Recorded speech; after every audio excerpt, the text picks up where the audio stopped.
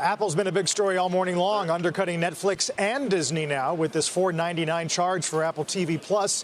What does this pricing mean for the streaming wars at large? Our Julia Boorstin is going to tackle that question this morning. Hey, Julia.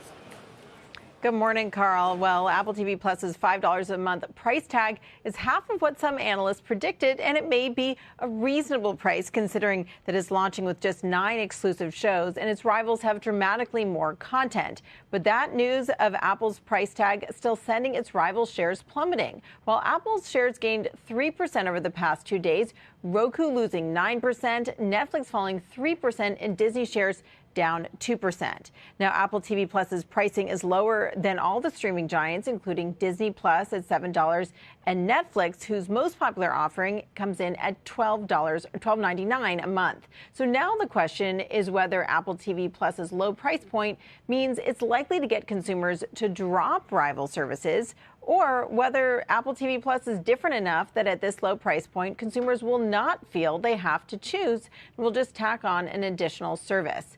JP Morgan writing, quote, "We believe the monthly subscription price of $4.99 to be quite attractive relative to competitive services, a positive catalyst for adoption." Now, even as Apple scales up its original content over time to compete head-to-head with Netflix, Prime Video, and Disney, among others. Now, Credit Suisse saying, though, that Netflix is protected. Quote, "We believe Netflix's 10-year head start, scale, breadth of content, and customer engagement is unlikely to be dented by an Apple TV Plus subscription service, with a relatively light content slate and no library content."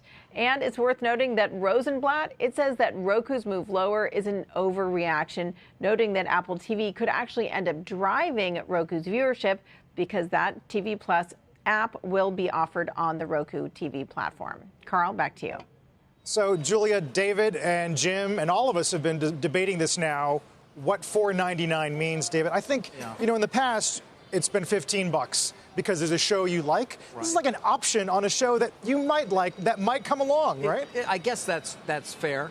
You think about what you pay for HBO, and maybe you only watch a handful of shows. But, Julia, I mean, putting this up there on that board with Netflix, Hulu, Amazon, Disney Plus, it's not even in the same league. I mean, you're being kind. Light content, no library. I mean, it's 9 shows. I'm sure over time they're going to be spending a lot of money to actually maybe be somewhat in the ballpark, but you can't consider them a real competitor right now, can you? Well, look, it's a very different type of service. They're launching with 9 shows, but what Apple would say and what Eddie Q and Tim Cook have said is that they consider this all premium content. They want each of these shows to have the draw of, say, a Game of Thrones or a show like that. They want to have big blockbuster content that's part of the water cooler conversation, that's something that's sort of must-see content. So they would argue that each show is so spectacular that it'll drive people to sign up. And they have a little bit of something for everyone, the kids' content, Oprah content, etc. But you are right, it is a totally different category.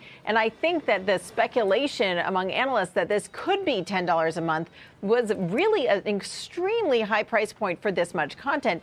$5 a month, it is still charging something. Apple could have decided to bundle this in for just a couple dollars extra a month with an Apple Music. I think the fact that they are deciding to charge $5 a month is signaling that they believe this is worth something. They believe this is worth paying an additional amount for separately, and they're not going to just throw it in for free or close to free with Apple Music.